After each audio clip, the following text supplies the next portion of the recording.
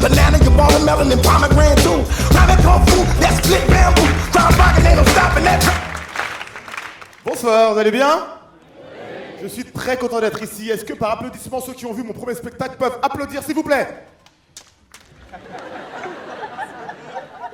J'aurais peut-être pu le continuer encore un peu, finalement. Hein.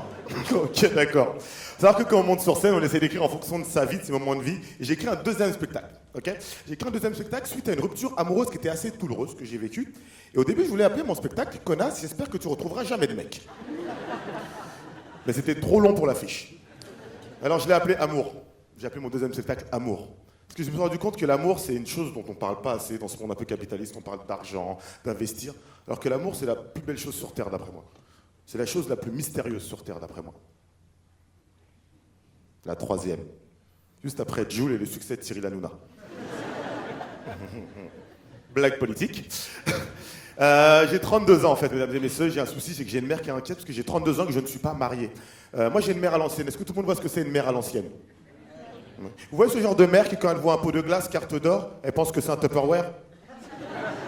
À durée de vie illimitée? T'as l'impression qu'elle achète la glace à pistache juste pour avoir la boîte pour mettre l'haricot au congélateur? Alors qu'on n'a aucun souvenir d'avoir mangé de la glace à pistache en famille. D'où viennent ces putains de boîtes? Vous voyez ce genre de mère? J'ai cette mère chez moi. Et j'essaie d'expliquer à ma mère pourquoi son fils aîné de 32 ans n'est pas marié. Je dis, maman, je ne suis pas marié pour deux raisons. La première des raisons, c'est que je n'ai pas d'argent. Un mariage en France, c'est en moyenne 12 000 €. J'ai regardé mon compte en banque ce matin. Pour l'instant, je n'ai même pas le budget pour aller à la mairie en Blablacar. Pour vous situer mon compte en banque. Je dis ça à ma mère. Je dis, maman, deuxième raison pourquoi je ne suis pas marié, parce que je n'ai pas trouvé l'amour, maman, en fait. Rappelez-vous que ma mère est à l'ancienne.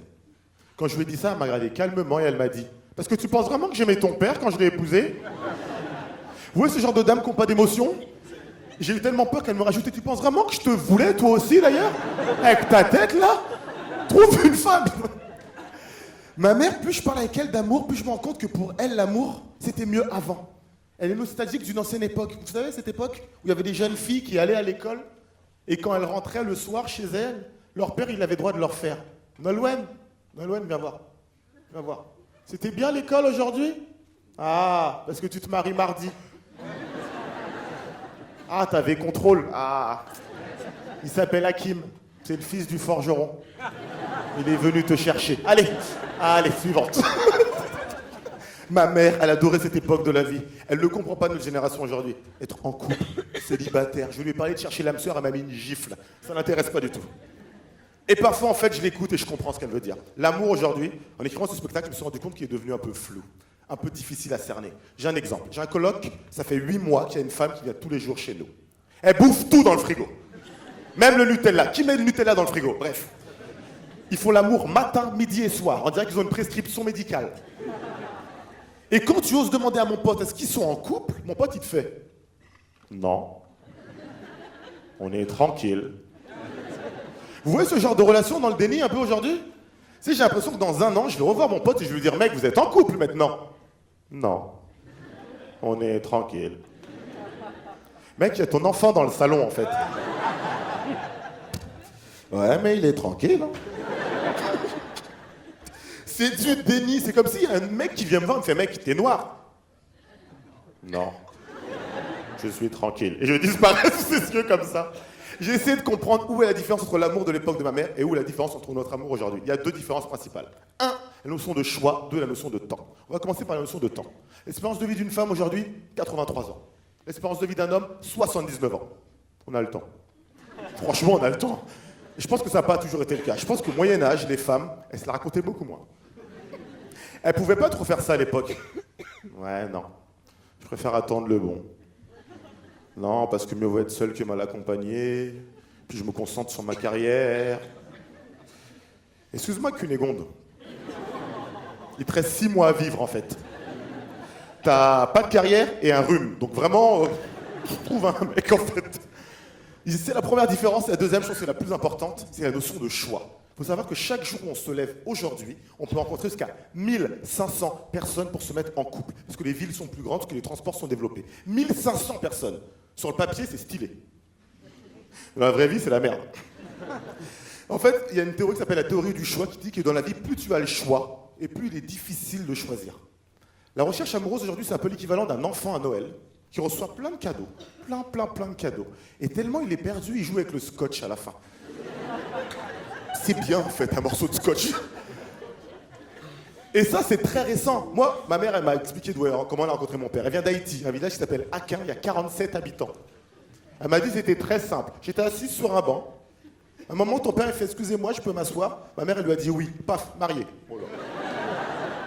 Après, il lui a fait « Ça va ?» Paf, je suis né. Très simple. Vraiment très simple. J'ai failli me marier. À un moment de ma vie. Et il y a une stat qui m'a fait extrêmement peur quand j'allais me marier. Je me suis rendu compte que 52% des mariages finissent en divorce aujourd'hui. 52%. Et en fait, ça m'a fait peur parce que je sentais que j'allais être dedans. Ça sentait. Et je me dis aujourd'hui, les prêtres et les mères, quand ils marient les gens, ils doivent plus y croire un instant. Ils doivent être désabusés. Madame Martin, acceptez-vous de prendre Monsieur Dupont pour époux jusqu'à ce que... Je peux être honnête? Je vous laisse 6 mois. Vous êtes quelle origine, Monsieur Martin? Franco-camerounais? Je vous laisse 4 mois. 4 mois, c'est fini. J'ai failli me marier parce que t'as la pression de la société qui se met en place. Et j'entendais de plus en plus cette phrase. Faut que tu te poses. Tes amis, ils sont en couple, ils sont là, faut que tu te poses. Ta famille, elle est là, faut que tu te poses. Est-ce qu'il n'y a que moi dans cette salle qui trouve que l'expression se poser, elle donne pas du tout envie de se poser? Elle n'a pas l'air trop nulle, cette activité. J'ai l'impression, quand on me dit ça, que je suis en train de vivre ma vie en deltaplane. Et que t'as des gens qui sont au sol. Pose-toi! Allez, pose-toi! Elle est finie, l'activité! Pose-toi maintenant! Et t'as mon père sur le côté. Te pose pas!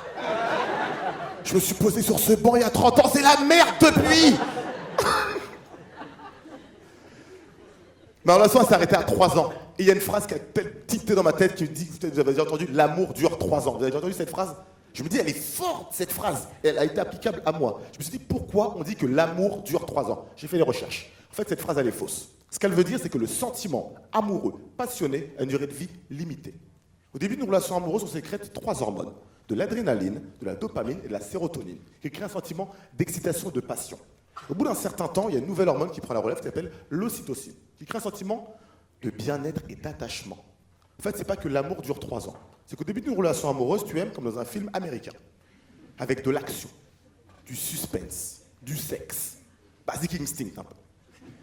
Et au bout d'un certain temps, tu aimes comme dans un film français, avec des dialogues, de l'échange, de la communication. Ça devient Louis la Brocante, en fait.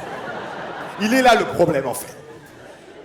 Et le pire, nous on n'aime pas ça, on veut de la passion tout le temps, sauf que la nature humaine elle est plus forte que nous. Passion ça veut dire pathos, ça vient du grec pathos qui veut dire souffrance. Je vais vous donner des exemples. Tout le monde voit Roméo et Juliette? Passionné, mort. Tout le monde voit Bonnie and Clyde? Passionné, mort. Tout le monde voit Bernadette et Jacques Chirac? Il n'y a pas de passion, ça va très bien pour eux. Hein. David Douillet, les pièges jaunes, ils ont plein de projets ensemble. Okay, c'est pas la passion la clé. Je me suis intéressé au sentiment amoureux parce que je vais avoir des enfants. J'ai 32 ans aujourd'hui, dans 20 ans, j'aurai des enfants et je devrais parler avec eux d'amour. Dans 20 ans, je sens que j'aurai une fille. Je sais pas pourquoi, je sens que j'aurai une fille. Et elle voulait me parler d'amour.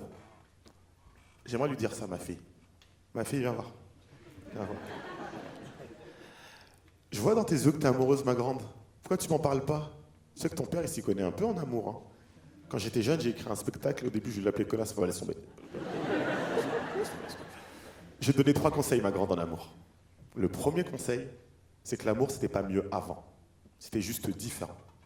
Le deuxième conseil, pose-toi si tu veux.